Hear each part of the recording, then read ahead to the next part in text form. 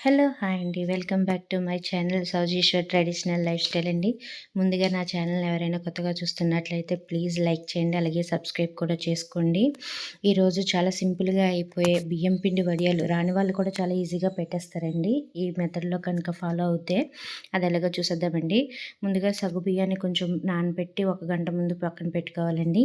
తర్వాత వరిపిండి నేను చూపిస్తున్నట్లు ఒక గ్లాసు వరిపిండి పెట్టుకుంటున్నాను నేను. మీరు కావాలితే తర్వాత ఎక్కువ క్వాంటిటీతో అయినా చేసుకోవచ్చు. నేను మాత్రం ఇక్కడ ఒక గ్లాస్ క్వాంటిటీ తీసుకున్నాను. వరిపిండి ఒక గ్లాస్ అయితే దాన్ని మిక్స్ చేయడానికి 2 గ్లాసులు వాటర్ తీసుకొని లంప్స్ లేకుండా బాగా మిక్స్ చేసుకోవాలండి. గడ్డలు కట్టకుండా నీట్‌గా బాగా మిక్స్ చేసుకోవాలి పేస్ట్ లాగా. ఇదయిన తర్వాత మిక్సర్ జార్‌లో ఒక 5, 6 పచ్చిమిరపకాయలు అలాగే 2 టేబుల్ స్పూన్ల జీలకర్ర తీసుకోవాలండి. నేను తీసుకుంటున్న క్వాంటిటీకి. అలాగే 7 గ్లాసుల వాటర్ తీసుకొని స్టవ్ మీద పెట్టుకోవాలి. ఇది తీసుకున్న తర్వాత మనం ముందుగా నానబెట్టినటువంటి సగ్గుబియ్యం వేసుకొని బాగా మిక్స్ చేసుకొని ఉడికించాలండి. తర్వాత మనం వామును కూడా ఒక టీ స్పూన్ యాడ్ చేసుకోవాలి. ఫ్లేవర్ బావుంటదండి. తర్వాత మనం మిక్సీ చేసుకున్న పచ్చిమిర్చి, జీలకర్ర పేస్ట్ కూడా వేసుకొని ఒక పొంగొచ్చి బాగా మరిగేంత వరకు మరగబెట్టుకోవాలి. ఆ తర్వాత మనం పక్కన పిండి కలిపి పెట్టుకున్నాం కదండీ!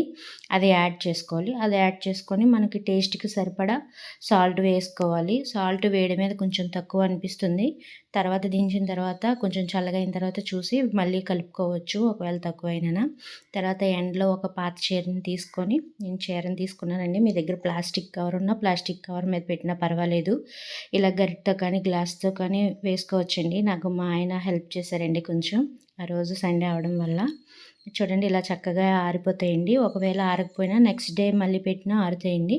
తర్వాత బాగా ఎండిన తర్వాత కొంచెం వాటర్ చిమ్మి వడియాలను తీసేసుకుంటే ఈజీగా వచ్చేస్తాయండి వాటర్‌కి నాని. ఇవి బాగా తీసేసుకున్న తర్వాత మొత్తం అన్నీ తీసుకున్న తర్వాత మళ్ళీ ఒకసారి ఎండలో బాగా ఎండబెట్టుకోవాలండి. ఎందుకంటే మనం నీళ్ళు చిమ్మాం కదా! అది తడి అంటుకుంటది కాబట్టి.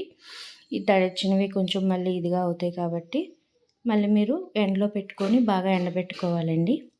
ఇవి ఎండిన తర్వాత ఆయిల్‌లో ఫ్రై చేస్తే అంతేనండి అయిపోతాయి. చాలా ఈజీగా, టేస్టీగా ఉంటాయండి వరిపిండి వడియాలు. ఎవరైనా చేసేయొచ్చండి. Thank you for watching. Please subscribe my channel.